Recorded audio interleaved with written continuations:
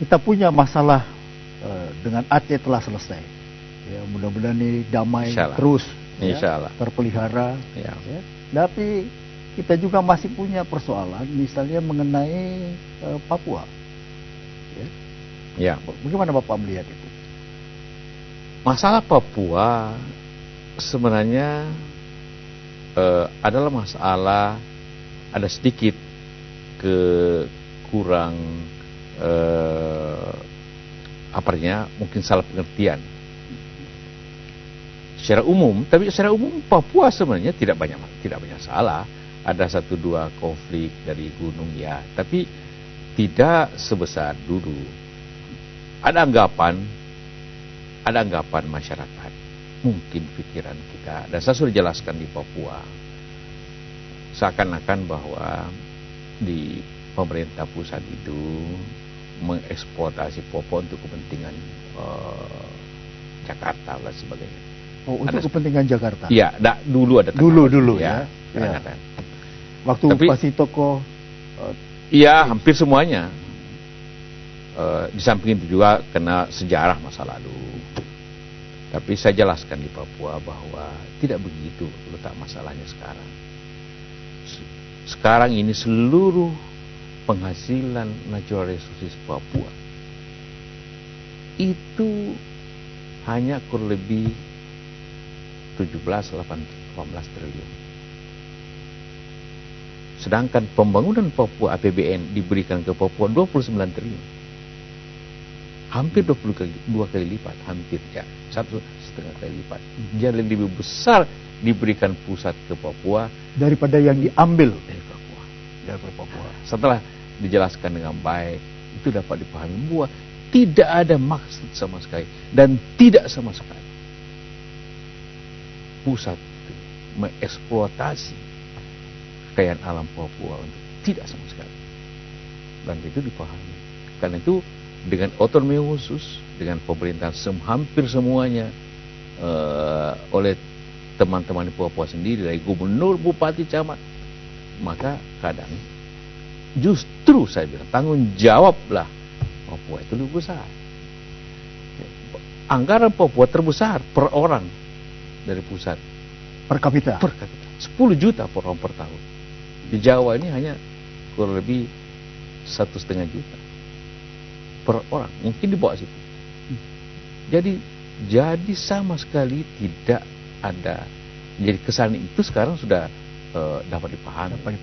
Tapi kalau ulang tahun mereka masih juga kibar-kibar bendera. Ya, kadang-kadang ada 1-2 yang berpikir yang tradisional, emosional, histori.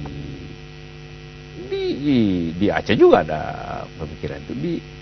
Ada juga di tempat lain. Tapi itu bukan lagi mayoritas pandangan, dan tidak mengganggu lagi pandangan-pandangan itu, karena kita harus maju bersama-sama lah.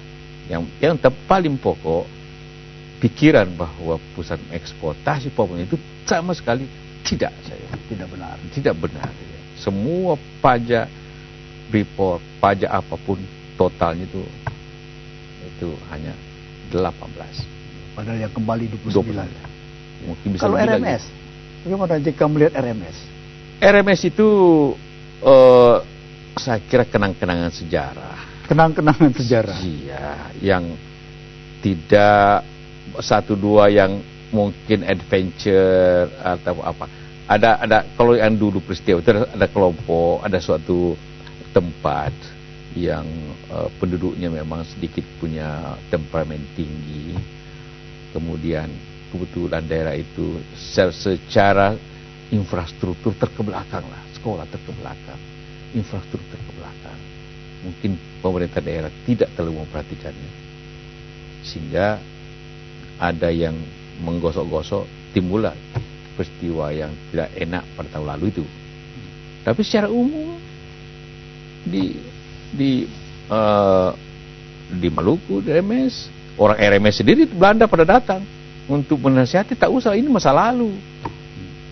Karena apa yang mesti, apalagi kita berbicara berapa besar bantuan pusat ke Maluku dan sebagainya, tidak ada semangat kemerdekaan Maluku adalah modal republik, dia provinsi yang nomor 5, nomor 7 berapa dari republik.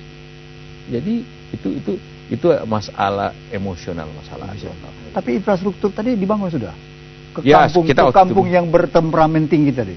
Iya, sudah saya minta gubernur sudah itu segera diatasi pendidikannya apanya itu yang semuanya hampir semua yang berbaris membawa bendera itu dari satu tempat yang tadi saya katakan tadi, mungkin karena temperamennya besar, ada yang pengaruhi, ada yang peralat, dia sadar bahwa ini tidak mungkin maksudnya agak diperhatikan, dan itu harus. Bagaimana dengan konflik Maluku dan Poso? Apa kunci penyelesaiannya? Itu mulai daripada ketidakadilan sebenarnya, ekonomi. Jadi pangkalnya adalah ketidakadilan ekonomi dan politik. Kalau tadi ketidakadilan resources, sekarang ketidakadilan ekonomi. Dulu waktu itu begini. Sejarahnya ialah sejarah mulai pada saat cengkeh sebenarnya di monopoli. Timbullah konflik antara mula-mula asli pendatang, kemudian juga posisi politik. Karena penduduk agama sebenarnya ya waktu itu Islam lebih besar pasti, posisi-posisi tidak seimbang di pemerintahan. Di pemerintahan. Ya, maka terasa ada ketidakseimbangan politik dan ekonomi. Jadi ketemu duanya. Ketemu dua-duanya. Maka konflik sebenarnya awalnya konflik itu dalam waktu seminggu berubah menjadi konflik agama. Karena agama lah yang paling gampang dimobilisasikan. Dan apabila timbul konflik agama, itu yang paling sulit. Kenapa susah konflik agama? Karena membunuh dan dibunuh merasa masuk surga. Merasa, jadi orang membunuh dengan kadang-kadang tersenyum, dibunuh juga tersenyum. Itu yang paling. Jadi korban di Ambon itu dalam 2 tahun 5.000 orang. 5.000 orang. Iya. Di Aceh 30 tahun 15.000. Jadi per tahunnya jauh lebih besar korban karena konflik agama. Di Aceh bukan konflik agama. Sama di Poso. Hampir sama di Poso. Masalahnya bupati, jabatan-jabatan di kantor bupati yang tidak puas. Juga. Jadi persoalan politik lokal. Ketidakpuasan hanya pejabat, jabatan.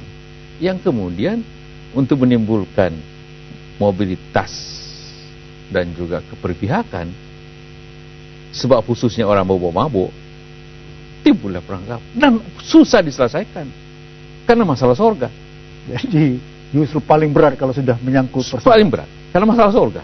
Karena masalah surga. Ya. Membunuh tersenyum, ya. Dibunuh pun tersenyum. Ya. Baik. Kita akan lanjutkan nanti setelah tayangan berikut ini. Ya.